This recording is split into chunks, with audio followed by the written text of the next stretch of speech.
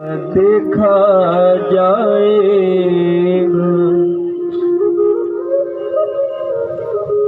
महाराज, सब भार तुम्हारे हाथों में, ये जीत तुम्हारे हाथों में और हार तुम्हारे, कि तुझ में मुझ में है भेद यही, मैं नर हूँ तुम नारायण हो, और मैं हूँ संसार के हाथों में, संसार तुम्हारे।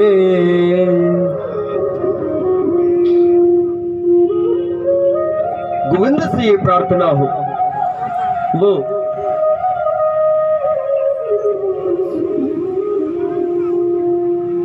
महाराज सुखदेव मुनि राजा परीक्षित से कहने लगे कि राजन, ढूंढने जाए कहाँ कहाँ,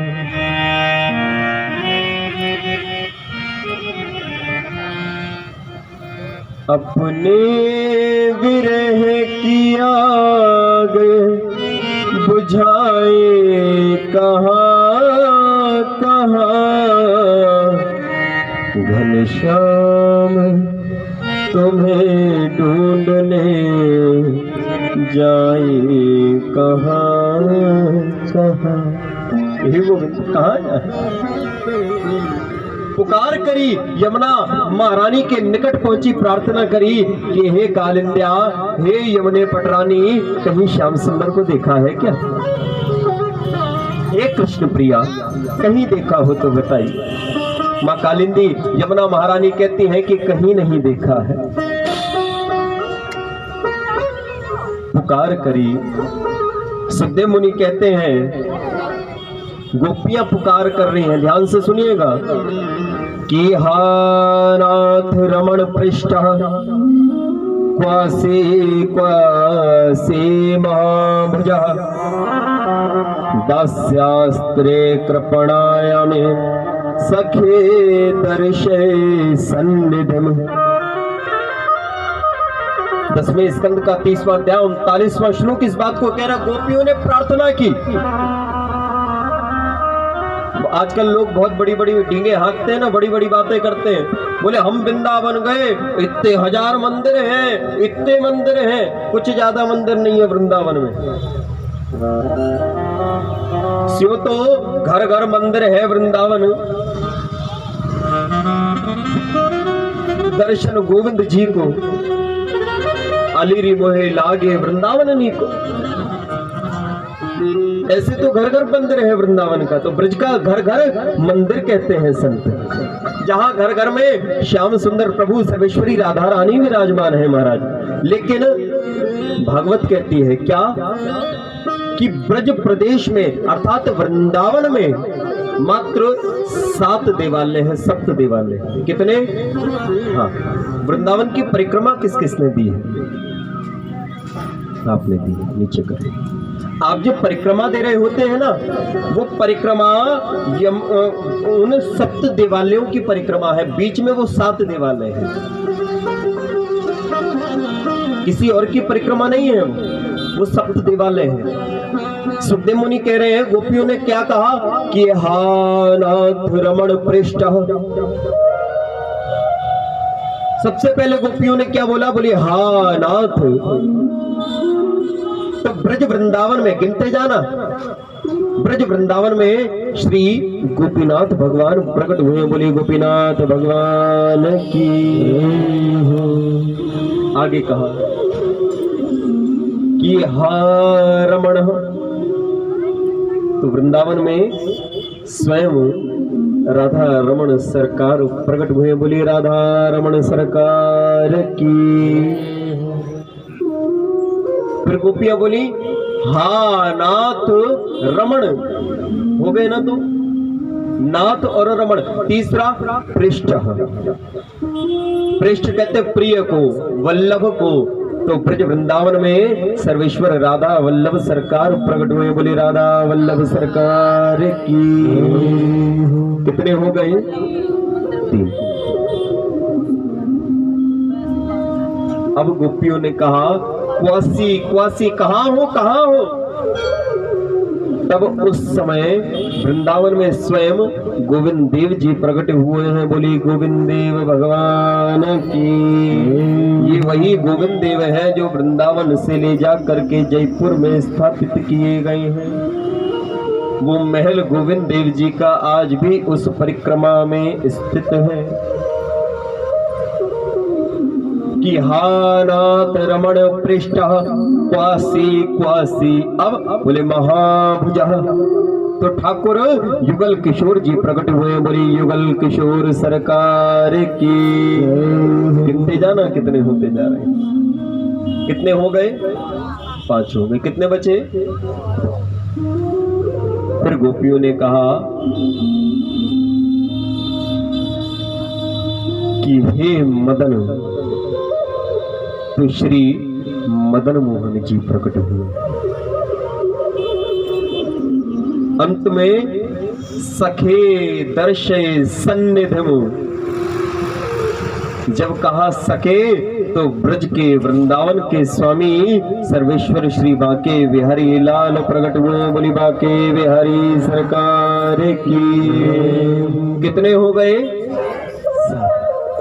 ये ब्रज के वृंदावन के 7 देवालय हैं, याद रखना।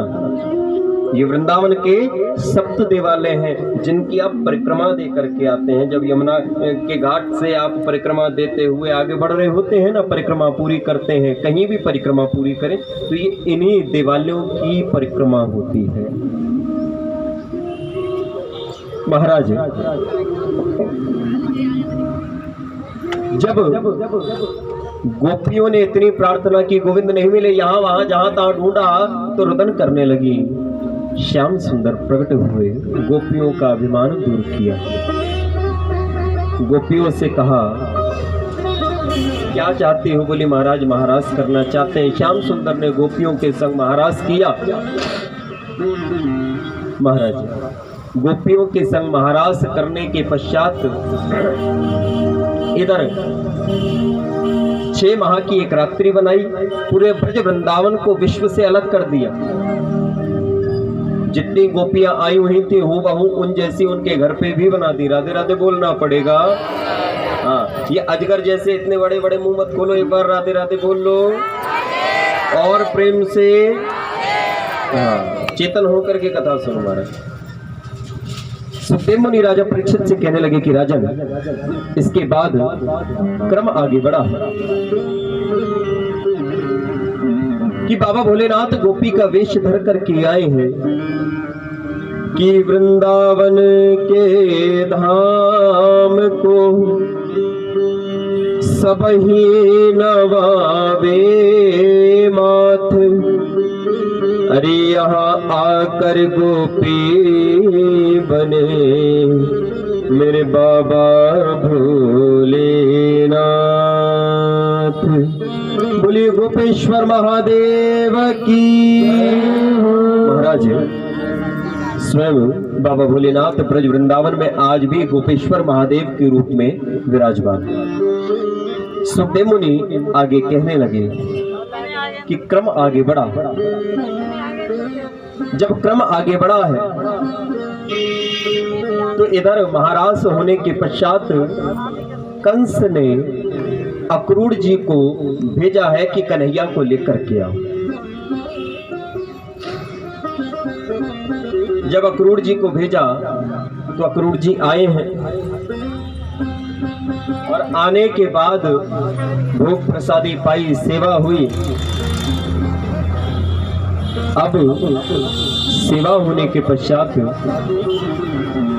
अक्रूर जी से यशोदा मैया ने पूछा कि बाबा कैसे आनो हुए? तो अक्रूर जी कहने लगे कि जसोदा मैं तो तेरे लालाए लिबावे आयो हूँ। जब कही कि मैं तेरे लालाए लिबावे आयो हूँ तो अक्रूर जी की बात सुनकर के मैया यशोदा स्तब्ध रह गई। महाराज ठीक है, मैया यशोदा अक्रूर जी से कहने लगी, बोली बाबा कछ मांग लियो पर अपने लाला तो ना दूंगी मैं, ये बात याद रखिए। श्याम सुंदर के कान में ये बात पड़ी तो दौड़े दौड़े नंद बाबा के पास गए हैं। नंद बाबा के पास जाकर के बोले कि बाबा वो एक दिन को जान देना। बाबा बोले देख अपनी मैया ते बतरा ले, मैं तो नहीं जाने दी। जब ये बात कही कि अपनी मैया से बतराए ले तो उस समय श्याम सुंदर जानते थे कि मैया नहीं मानेगी। तो श्याम सुंदर ने बाबा से कहा कि बाबा अब मैया को तू ही मनाए लेना। ठीक है। अब जब श्याम सुंदर ने बाबा से कही तो बाबा मैया यशोदा के पास गए, बोले जाने देना यार। बोले महाराज ये बात तो आप भी जानो कि जे आज गयो तो फिर लौट करके नहीं आवे। कन्हैया ने खूब कहा कि बाबा मैं आज जाऊंगा, कल रुकूंगा और परसों आ जाऊंगा। लेकिन श्याम सुंदर की बात पे किसे विश्वास है, कौन भरोसा करता। ठीक है महाराज। सुखदेव मुनि राजा परीक्षित से कहने लगे कि राजन क्रम आगे बढ़ा। जब क्रम आगे बढ़ने लगा तो अक्रूर जी की बात बहुत भारी मन से मैया यशोदा और नंद बाबा ने मानी, लेकिन साथ ही साथ बाबा ने कहा कि हम भी चलेंगे। तो नंद श्याम सुंदर कहने लगे, बोले बाबा चल मेरे संग चल और मेरे संग ही आ जाइए वापस। महाराज रथ सजाया गया, रथ पे श्याम सुंदर प्रभु विराजमान हुए, नंद बाबा विराजमान हुए, ग्वालवाल विराजमान हुए। इधर जब ये सभी विराजमान हुए तो श्याम सुंदर को याद आए गोपियों से तो मिलकर के आवे। गोपियों से मिलने गए, गोपियों से विदा मांगी। यमुना के घाट पे सर्वेश्वरी राधा रानी खड़ी हुई थी, उनसे विदा मांगी। जब विदा मांगी तो बहुत कठोर हृदय से, भारी मन से सर्वेश्वरी ने विदा दी। हालांकि सुनाने का तो कुछ और मन था, लेकिन आज ये व्यवस्था थोड़ी अव्यवस्थित हुई पड़ी है तो मूल प्रसंग आज आपको सुना देते हैं। सुखदेव मुनि कहने लगे कि राजन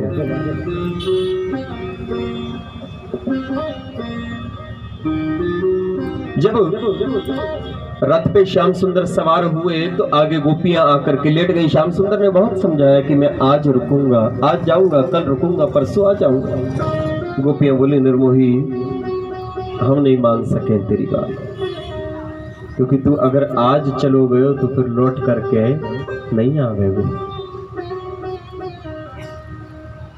अच्छा, श्याम सुंदर ने आश्वासन दिया, गोपियां मानी है। श्याम सुंदर रथ में आरूढ़ होकर के चले। अब जब चलने लगे तो महाराज रथ आगे बढ़ा, और जब रथ आगे बढ़ा तो गोपियां देख रही हैं रथ आगे जैसे जैसे बढ़ता जा रहा है, गोपियों की विरह वेदना बढ़ती जा रही है। थोड़ा आगे बढ़ने पर उस रथ की सिंहासन का दर्शन और ध्वजा का दर्शन हो रहा है, पहिए दिखाई नहीं दे रहे। थोड़ा सा और आगे बढ़ा, अब केवल ऊपर की ध्वजा दिखाई दे रही है। और आगे बढ़ा तो अब केवल उन पहियों से उड़ती हुई धूल दिखाई दे रही है, परंतु अब रथ दिखाई नहीं दे रहा। जब रथ नहीं दिखा तो पछाड़ खा करके गोपियां रोने लगी।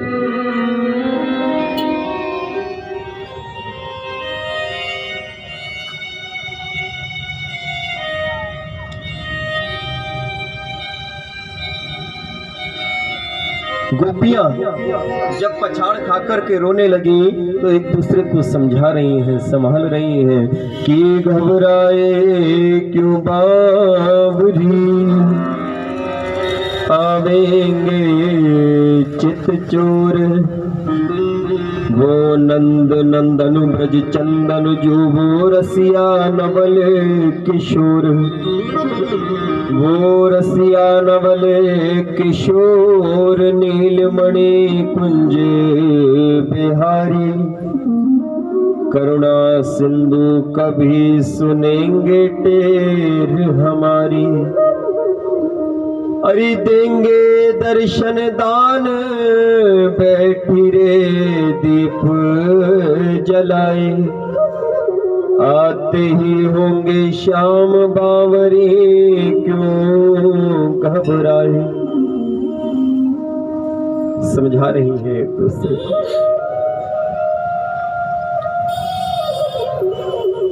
एक दूसरे से कह रही हैं कि गोविंद चले गए।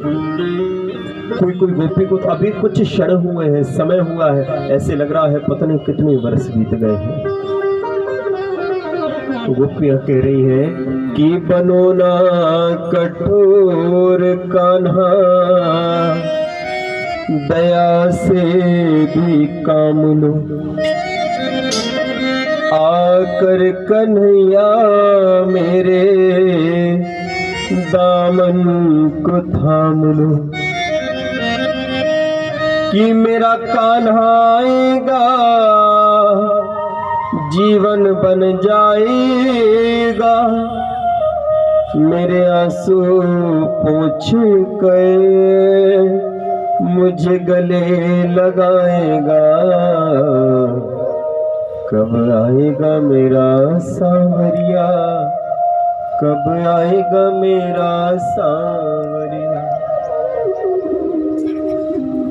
कि थक गए नैन मेरे रास्ता निहार के, प्यासी प्यासी अखियों में सपने बहार के, कि मेरा कान्हा आएगा मुझे गले लगाएगा, मेरे आंसू पोंछ गए मुझे अपना बनाएगा, कब आएगा मेरा सांवरिया, कब आएगा मेरा सांवरिया।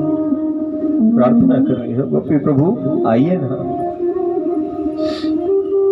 महाराज रात्रि अक्रूर जी के बगीचे में रुके, भोर हुई तो स्नान इत्यादि करके बलदाऊ के संग, बलराम जी के संग श्याम सुंदर गए हैं नगर भ्रमण के लिए। सबसे पहले धोबी से वस्त्र लिए, उसका उद्धार किया, दर्जी से वस्त्र छोटे कराए, उसका उद्धार किया। उद्धार करने के बाद कुबड़ी चंदन घिस करके साहब चकाचक घिस के और कंस के ललाट पे रोज लगाने जाती थी, तो घिस करके चंदन ले जा रही थी। उसी समय गोविंद ने हाथ पकड़ लिया कि कहाँ जाती, छोड़ दे ना, आज चंदन तुम हमें लगाओ। कुबड़ी ने जैसे ही श्याम सुंदर के मस्तक पे चंदन लगाया तो कुबड़ी का कुबड़ धीरे धीरे धीरे धीरे दूर हुआ। महाराज कुबड़ दूर अर्थात कुबड़ी का उद्धार करने के बाद श्याम सुंदर आगे बढ़े। कुबलिया पीड़ हाथी को कंस ने भेजा, उसका उद्धार किया। चांडोर मुष्टिक नामक दो पहलवान कंस ने भेजे। ये चांडोर मुष्टिक कंस के ससुराल जरासंध के यहाँ से उसे प्राप्त हुए थे, जीते थे। वो दोनों पहलवान कंस ने भेजे, उनका उद्धार किया। अंत में चलते चलते रंगशाला की ओर बढ़े। कंस के केश पकड़े, चारों दिशाओं में घुमाते घुमाते घुमाते घुमाते धड़ाम देसी ना पटक करके, और उस समय जब श्याम सुंदर ने मारा है तो कंस के प्राण गोविंदाय नमः प्राण निकले हैं महाराज कंस के। अब कंस के जब प्राण निकले, महाराज सुखदेव मुनि राजा परीक्षित से कहने लगे कि राजन, इसके बाद उग्रसेन जी महाराज को कारागृह से मुक्त कराया। राधे राधे बोल लीजिए और प्रेम से। सबसे सुंदर क्षण वो है जब कृष्ण की याद में नेत्र सजल हो जाए, उससे सुंदर क्षण कोई नहीं हो सकता। कभी भी याद आवे गोविंद की, कुछ करने का मन नहीं करे तो गोविंद के सामने बैठ करके, और ये अश्रु जो है ना जो अंदर भरे हुए, ये गोविंद को समर्पित कर देना। क्योंकि विश्वास मानना, संसार इसकी कीमत जाने या ना जाने, मेरा गोविंद इसकी कीमत बहुत जानता है। बंधुओं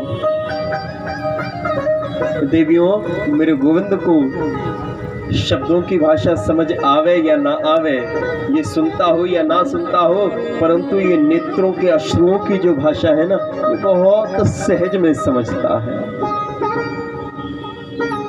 जब जब मन में आवे ना, मन करे जब कोई पास में ना दिखे ना, कि आपको समझने वाला, आपको मानने वाला, आपको संभालने वाला कोई नहीं है, तब मेरे गोविंद के सामने बैठ जाना। ये संभालेगा, ये वहां पकड़ेगा। अरे विचार करो, उस मीरा की भी तो वहां पकड़ी थी ना, क्या हमारी नहीं पकड़ेगा?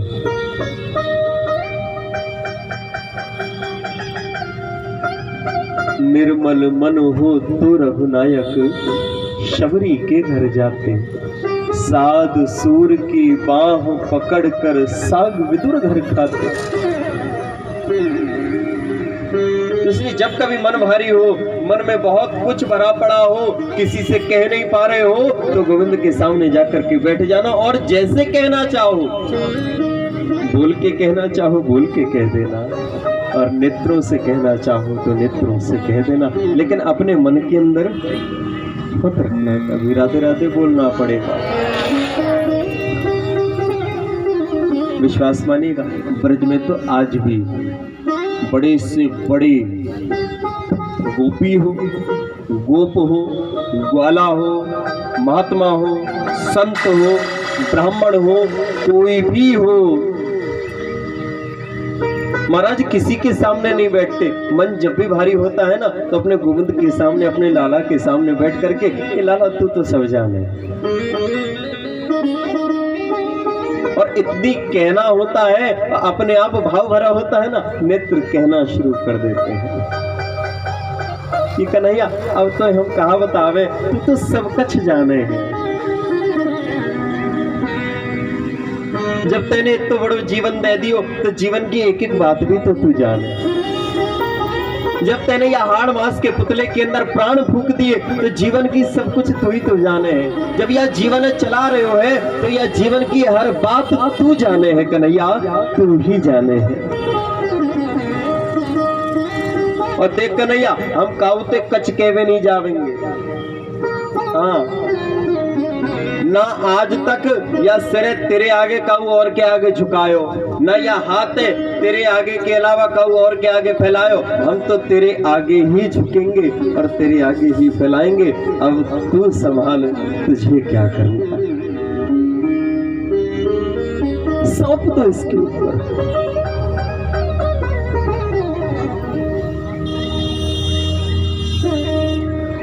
महाराज सुखदेव मुनि राजा परीक्षित से कहने लगे, उग्रसेन जी को कारागृह से मुक्त कराया, वसुदेव और देवकी को कारागृह से मुक्त कराया। उग्रसेन जी महाराज ने श्याम सुंदर का तिलक किया, एक दिन के लिए मथुराधीश बन करके रहे। इधर क्रम आगे बढ़ा। कंस की तो पत्नियां हैं अस्थि और प्राप्ति, राधे राधे बोल लीजिए, अस्थि और प्राप्ति, जिन्होंने अपने पिता जरासंध के पास पुकार करी। अब जब पुकार करी जरासंध के पास, तो जरासंध ने अपनी 23 अक्षौणी सेना लेकर के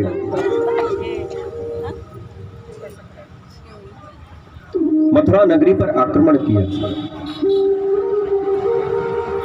एक अक्षौणी सेना के अंदर लगभग 1.25 लाख सैनिक होते हैं। कितने? लगभग, सटीक गिनती हमारे भी, अब लगा लो 23 अक्षौणी सेना है, तो कितने लाख सैनिक हो गए। एक बार नहीं जीते, 2 बार नहीं, 5 बार नहीं, 10 बार नहीं, 15 बार नहीं, 17 बार पराजित हो गए। अब जब 17 बार पराजित हो गए, तो उस समय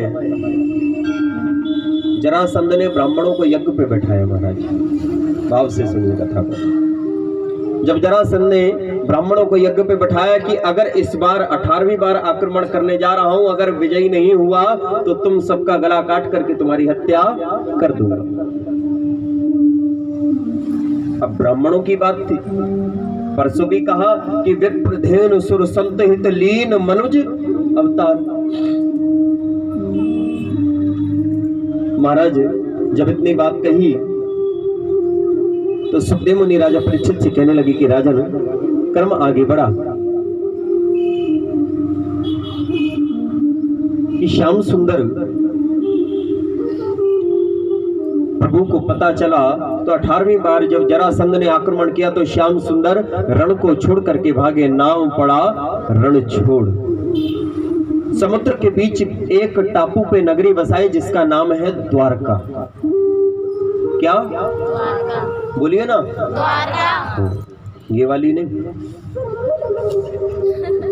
दूसरी राधे राधे बोलना पड़ेगा। राधे राधे। पीछे भी है ना द्वारका। अब जब द्वारका नगरी बसाई तो उस नगरी की राजधानी बनाया द्वारकापुरी को। उसी द्वारकापुरी में रह करके प्रभु आनंद ले रहे हैं महाराज। इधर पास में एक नगर है कुंडलपुर जिसके राजा है भीष्मक। भीष्मक ने अपनी कन्या रुक्मणी का विवाह शिशुपाल के साथ तय कर दिया, परंतु रुक्मणी कृष्ण से प्रेम करती है। अब जब कुछ तो ऐसे भगे जा रहे हैं जैसे अभी पैसा देने पड़ जाएंगे इन्हें। जाओ जाओ, जगह खाली करो जल्दी। ए रे तुम आगे खिसक जाओ, खिसक जाओ।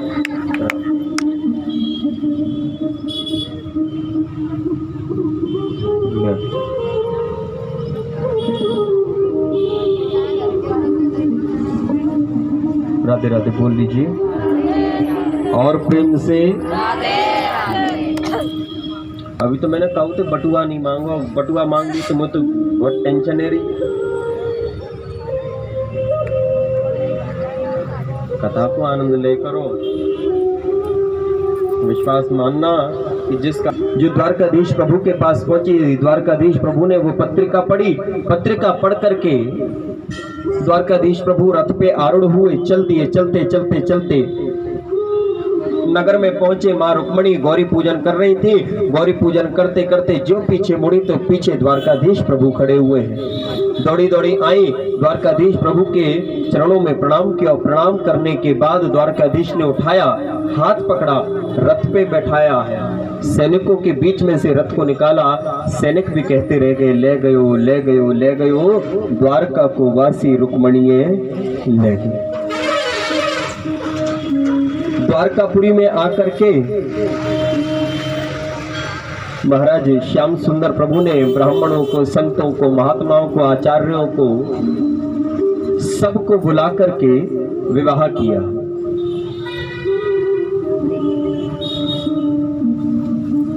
महाराज गोविंद की मां रुक्मणी की दिव्य छवि आपके समक्ष आवे, इससे पूर्व एक निवेदन कर दें। कल कथा का विश्राम दिवस है। आज के दिवस की कथा को कल फिर बैठ करके हम सभी खूब आनंद में मिल करके कथा के विश्राम दिवस का आनंद लेंगे और भावयुक्त होकर के कल व्यास पूजन, भागवत पूजन का भी हम सभी आनंद लेंगे। बोलिए रुक्मणी रमण भगवान की। इधर आचार्य जी